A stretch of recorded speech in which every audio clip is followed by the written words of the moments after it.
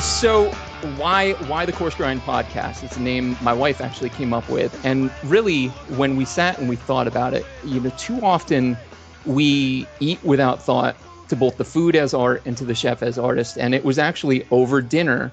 I actually messaged on Facebook our first guest, just that fact and just that premise. And sure enough, it's kind of come into being. As far as tragedy goes, I think like not looking at food as art, not looking at chef as artist, is just really, really sad. And not even so much the celebrity angle, but just like where these people come from and how they can think about food in such an elevated way. I mean, as far as jealousy goes, it's pretty up there for me. So, I mean, when you can learn about the love and the care and the effort behind, a beautiful plate of food, a beautiful bowl of soup, I think in general, we as a culture, we as a society will appreciate the very act of eating that much more. So as far as backstory goes, that's what the Coarse Grind is all about. And so first episode guests go, I honestly couldn't be more flattered, more happy, and so on. She is a chef contestant from the Texas season of Top Chef. She's the executive chef of the W in Los Angeles, as well as a gourmet popcorn entrepreneur, which I completely and totally want to dig into. She's cooked in Atlanta, SoCal, and even close to home here for me in Philadelphia. And honestly, on her season and on all the seasons, she's really been one of the most visible, diggable contestants ever. And as far as Top Chef goes, that's the last I'm going to mention it, because even that we're not here to do. I just want to learn about you. In 3 words, she is fresh, she is organic, she is strong. Ladies and gentlemen, and everybody in between, Chef Dakota Weiss. Chef, welcome to the podcast. Hi, thank you. That was quite the introduction. Having been an English teacher and a bit of a theater nerd, they kind of go hand in hand. So that's awesome. So, there's that. And so the format overall, Chef, is like, I want to know you as an artist, you as a chef, where you came from, where you are now, and just some quirky things, which we'll get into in just a bit. So Sure. Hopefully I nailed everything right there. You are the executive chef at the W in Los Angeles. Yep. And you are the CPO, Chief Popcorn Officer at Dakota Pop, yes? I am the chief popcorn maker, yes. That is so phenomenal. I told my wife about that last night, and she hadn't heard of it before. I've seen it from your Facebook posts, and she kind of like tilted her head questioningly, like, gourmet popcorn. I said, honey, they make chicken and waffles popcorn. And that was all I needed to say. So that's kind of a big deal, kind of a really big deal. So we'll get into all of that in just a bit. So as far as starters go, as questions, Chef Dakota Weiss, where did you grow up eating? Where did I grow up eating, or what did I grow up eating? Where did you grow up eating? We can talk about the location. We could talk about like where, your kitchen, was it more of a family? Like, where did you grow up eating? Let's see. Well, my mom was an uber hippie. So I grew up eating very healthy, back in the 70s, farm to table, that slogan didn't really exist, but that's really kind of how we ate. For sure. In Southern California. So, you can imagine the bountiful, awesome food that my mom made. But it's funny, my mom is, which I get a lot of my inspiration from, she's very much into the organic, healthy, especially when we were growing up. Like, she made all of our baby food from scratch. Like, we never had, the Gerber baby stuff. That's phenomenal. I actually do the same thing for ours now. So it's really that's kind cool. of a cool My thing that we've sister seen does come that. back. Nice. Well, we just talk about like really knowing what's in your food. It's pretty cool. But then to the exact opposite of my grandma, who cooks everything out of a can and or a box. And honestly, I kind of dig both styles because who doesn't love a good box of Kraft mac and cheese with the funky powdered orange stuff? Absolutely. No, I totally get you, and that's cool. And just as a footnote, if I recall correctly, your mom is famed suspense novelist Charmaine Coimbra. Am I pronouncing that correctly? Uh-huh. Yeah, you said it Excellent. perfectly. I'm pretty Oh, impressed. I, what can I say? I've been practicing neurotically for the past couple weeks.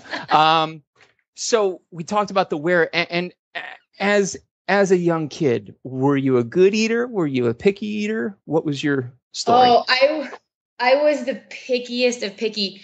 But weird picky. Like I wasn't really into red meat. It kind of freaks me out, except if it were like a McDonald's Happy Meal, then I'd be so thankful. But we never really got to eat Gotcha. those that often.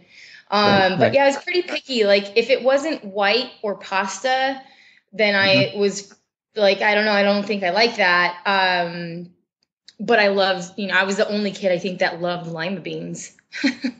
Oh, But nice. if I didn't like the food, I just either threw it on the ground and let the dog eat it, or I shoved it underneath the pillow that we sat on top of on the stools, which I'm sure my mom loved that. I was gonna say, hopefully she found it quickly. Well, yeah, right. Yeah, she must have found it. If she did, she never said anything, or the dog found it before her. Gotcha, But yeah, gotcha. I That's overall awesome. was pretty picky. But the things that I did like were kind of, in a sense, kind of foodie. Like Brussels sprouts and lima beans, and it's kind of funny how that is. But yeah, And yeah, I didn't really eat my first steak until I was in college because it just seemed weird and gross to me. wow, that's crazy. Yeah. And now you're okay with red meat? Oh, I mean, anything, everything. Excellent. That's so cool. That's so cool. And as far as childhood foods go, which ones, when you think about them, like I know there was a particular pizza place in the town that I grew up in that just makes my heart hurt because it's no longer there. It's just it hurts. But when you think of childhood foods, what's one that really makes you just long to be that kid again? If you had to name one. My mom used to make the most rockinest peanut butter and jelly sandwiches. And she would use it was like a very sweet wheat bread almost with all the grains and like had wheat berries and stuff in it. And she'd do like a thin layer of like creamy peanut butter. Then she did a thick layer of actual butter in it, and then whatever. Usually she'd use honey and bananas, Oh, and that to me, I'm just like, oh my, that's what I get so excited about, and I still make that to this day. Um, that's like a nice. super awesome meal that I wish I could go back to. Go right back and But have it it's all about over the same again. when I make it as opposed to when she makes it. Yeah. Oh well, and it never is. It never is. My mom herself, and she'll kill me when she hears this, but I mean, she's really not a cook. Somehow, some way, I got kind of pushed culinarily. I think almost out of that weird like yin yang. Like I wasn't exposed to it, so I wanted to expose myself to it.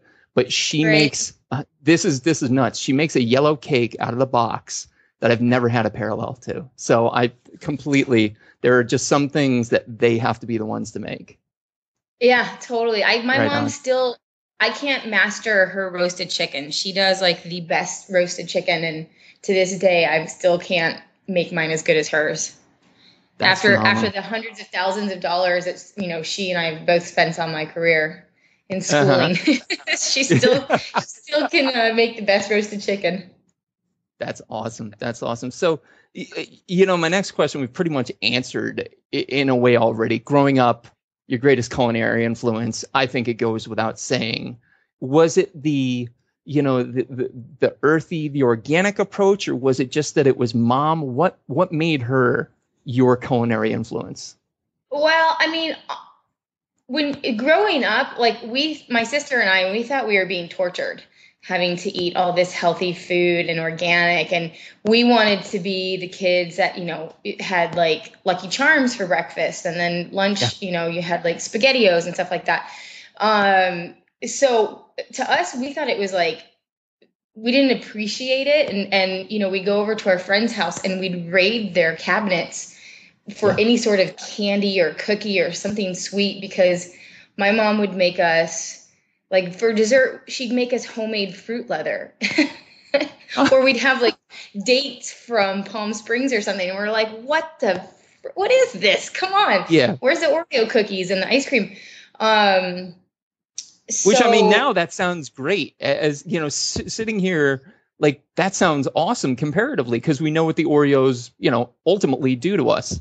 But totally. still, yeah, Well, she was just ahead of the game. But when you're a kid, that you don't want that. You don't want fruit leather for dessert. You want, chocolate ice cream and whipped cream and chocolate sauce. absolutely, So absolutely. yeah, she was definitely, my biggest influence as far as really cooking.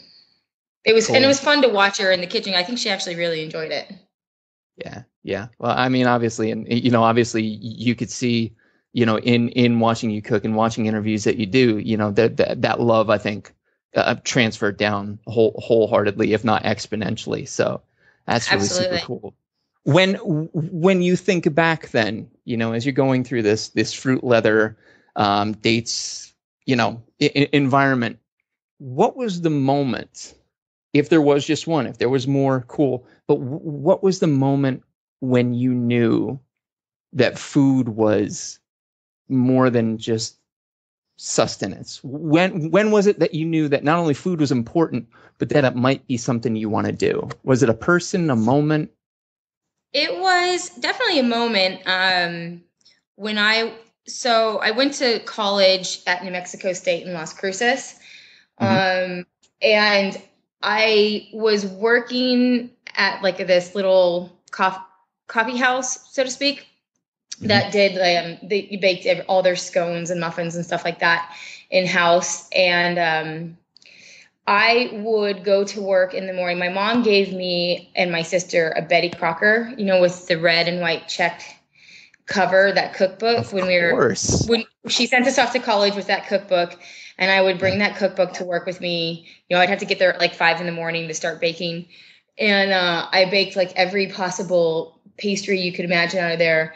And I started noticing that I wound up skipping classes to pick up more shifts to do this baking. It was just so cool and so fun. And I was there by myself, and it was like just super peaceful in the kitchen, and totally enjoyed it. And at that point I was like, I totally think I'm wasting my parents' money on, this college education, because I don't like it. Yeah. And I was like, this cooking thing's pretty cool though. And I didn't really know if cooking schools existed. So I kind of started doing research and looked into it, and sure, lo and behold, they did. And that's how it's like, I'm going to culinary school. I'm dropping out of college. And I think And my the parents response was, they were kind of like, it was overall good. They're like, just do something that you like, please stick with something. Cause I was never really I was never really into school, even, in elementary up to junior high and high school. I'd much rather be at home, doing something creative than sitting in a classroom, trying to force myself to learn things that I wasn't really interested in. So they were pretty psyched that I was just like, hey, I'm actually super into this. And then once I started going to culinary school, I never skipped a class. I made sure I was there early. I'm finally getting like the best grades I've ever gotten in my life, because I just truly enjoyed it. So it's pretty cool. that's so awesome. That is phenomenal. There's what's the old saying that goes, if you love what you do, you'll never work a day in your life. Yeah, totally. So that's phenomenal. So we'll move on a little bit now to current day. We kind of have an idea of where you came from, where you drew from, how you landed here. Currently, where do you draw your culinary inspiration from now? Is it still, your mom first and foremost? Are there other influences that have shaped you as a chef? Well, I think now, my inspiration kind of comes from all over the place. You get to a certain point where you've been cooking, and I've been cooking professionally now for 17 years. So I think you have to consistently motivate yourself with different things. So, I mean, it could be a commercial that I saw, or a song that I heard, and all of a sudden I get an idea of a dish, or, just could be a lot of times going out to other restaurants and being inspired by other chefs and things that they do, and be like, oh, I wonder if I could take this dish and tweak it this way. So, I mean, inspiration kind of is coming from all over the place. But I mean, the fact that I live in Southern California and have like the best seafood, the best, produce, and some really awesome organic and meats and poultry. A lot of it's inspired just by the bounty of where I live. Yeah, I mean it's so gorgeous. My wife and I came out to Palm Springs once. I've been out for a couple conferences, and honestly, if I were to uproot and replant, I mean that's way up there just for that reason alone. And that's not to frown down on Northern California either. They've got their own thing going on. No. I'd actually prefer to live up there. It's just a little more tricky. Yeah, for sure. Overall, so you spoke. You've been cooking for so long now. What if you could hang your respective hat on one greatest creation, one thing that you made, that you owned, that you loved? What would it be? Do you have that one thing?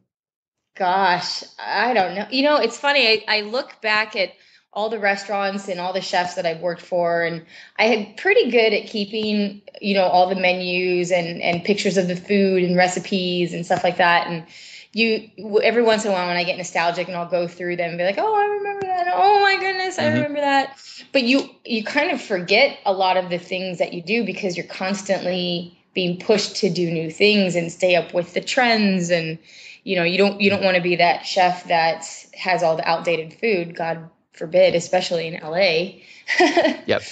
You're still making aspects, no one wants that.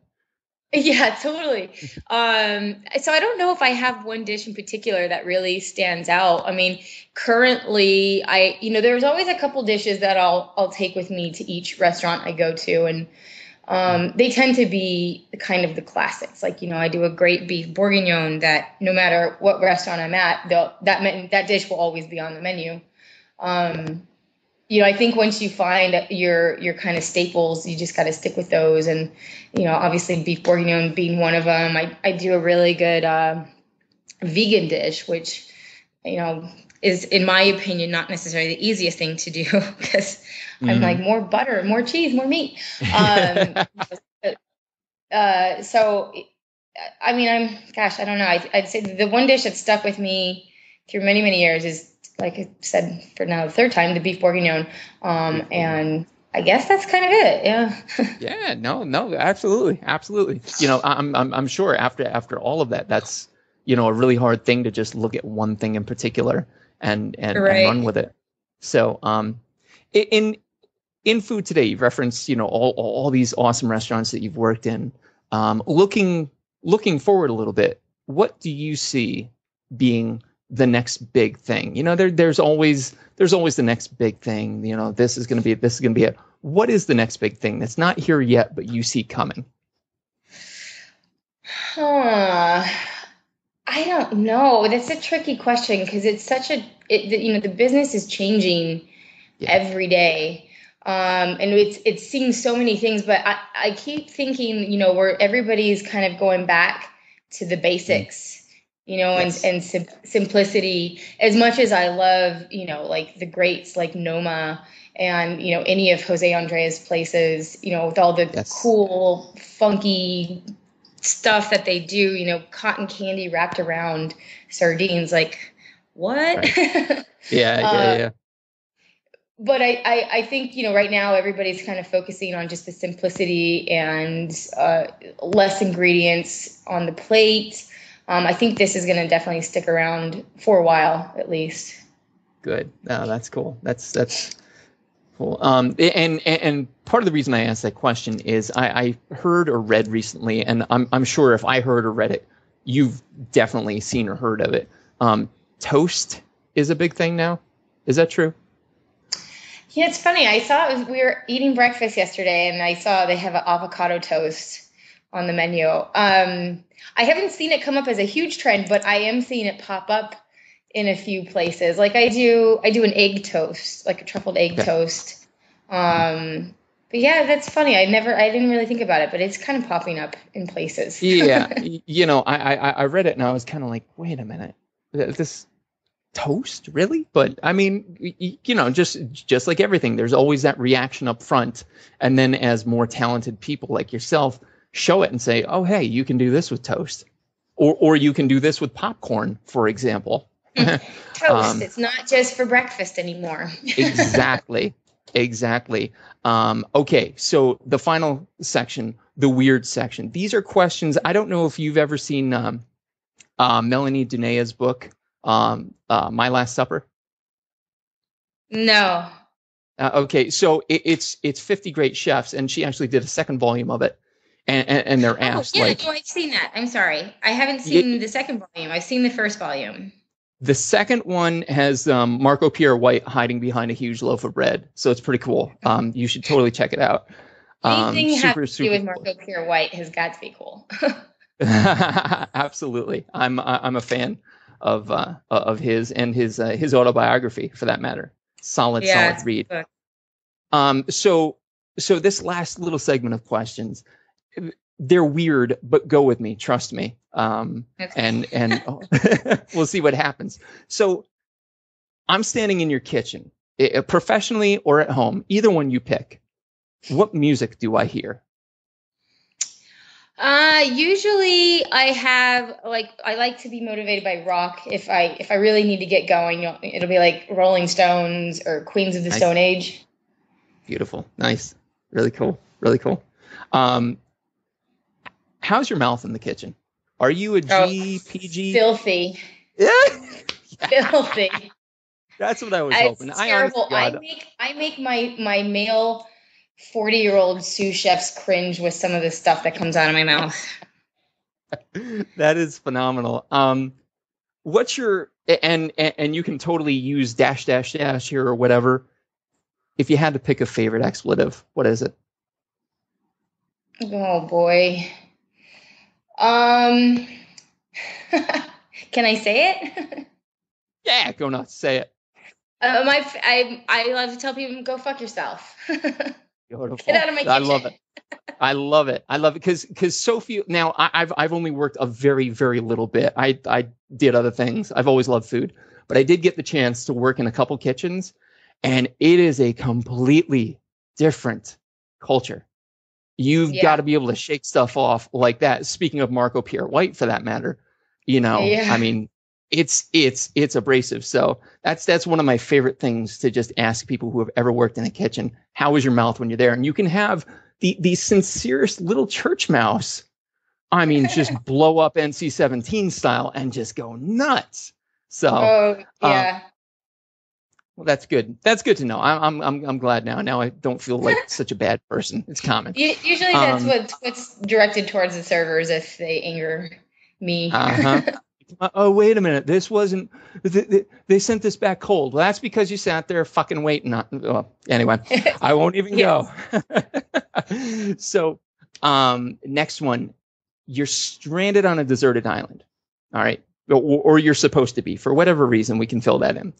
But you're only allowed to take 3 foods with you. What would they be? Your 3. Bread, cheese. What would the third be? Does wine count as food? Last I checked, you can drink it and it has calories. So yes. Yeah. So wine, I'd be good with wine, bread, and cheese. That's fantastic. I don't think I'd ever get tired of those. It's a little boring, but I mean, those are things I could eat every single day. Exactly. And, if you ever got annoyed with the bread and the cheese, the wine would make you stop being annoyed. So exactly. There is that. Okay. If there is one, what is the food or dish to this very day that still either scares or intimidates you to make? Now, you mentioned your mom's roast chicken before, making that in her presence but is there anything else, like any particular food or dish makes your blood run a little cold? The pastries, anything really having to do with baking and pastries, that makes me a little nervous and very hesitant because it's very precise in how you make them. And I'm not super huge into weighing things out, measuring things. I'm more of like a dash here, a pinch there. So anything having to do with pastries, like if I get very nervous and break out in cold sweats. Yeah. I mean, pastries, you have to literally be to the ounce, to the gram. there's no exception to the rule. And I agree with you. From scratch, that's always frightened me because it's such an exact science. So yeah, cool. and even the simplest things, like like you mentioned, your mom makes a great box cake. I wouldn't attempt to make a cake from scratch if you gave me $1 million. No, I'm completely there with you. That's frightening. That's like, look, Sean, do you want to run into a burning building or make a cake from scratch? I'll take my chances with the burning building. Exactly. I at least can run back out. Once you start making that cake, it's game over. Yeah. Cool. So speaking of Melanie Denea, your Last Supper, what would it be? Who would be there? What would it be? Oh Lordy, I like kind of just those comfort foods, honestly, like like a big roasted chicken with root vegetables and a kick-ass gravy. That's pretty exciting to me. That's awesome. And a box of the mac and cheese with the powder. Totally, absolutely. I'm a big fan of my family and my friends. So, as long as I'm surrounded by people I love and people that love me, such as my mom, my dad, my sister, my boyfriend and my dogs, I am a super happy camper. It's kind of cheesy, but that's all I need. No, it's not at all. I mean, I think food first and foremost comes from family, and then, it stems out from there, as we've seen. And that's really cool. And finally, food to you in a single word, one word, what would it be? Food to me in a single word, comfort. Comfort. That's cool. Yeah. That's really cool. Totally. That is phenomenal. Yeah, because at the end of it all, it reminds you of home. It reminds you of so many things, and yeah, no, I mean that's to me that's when I'm cooking, I'm comforted. When I see people eating my food, it comforts me. When people hopefully like most of the stuff I make, that's incredibly comforting. Having someone cook for me, wow, super comforting. Yeah. My wife actually all the time, she'll sit down to something she made, and I'll be like, "This is great, honey," and she'll say, "It's okay, but do you like it?" Because it doesn't taste the same if you have to make it. So we try to split that up. I know. Well, Chef, it has been beyond a pleasure, beyond an honor, and I could not thank you more for your time.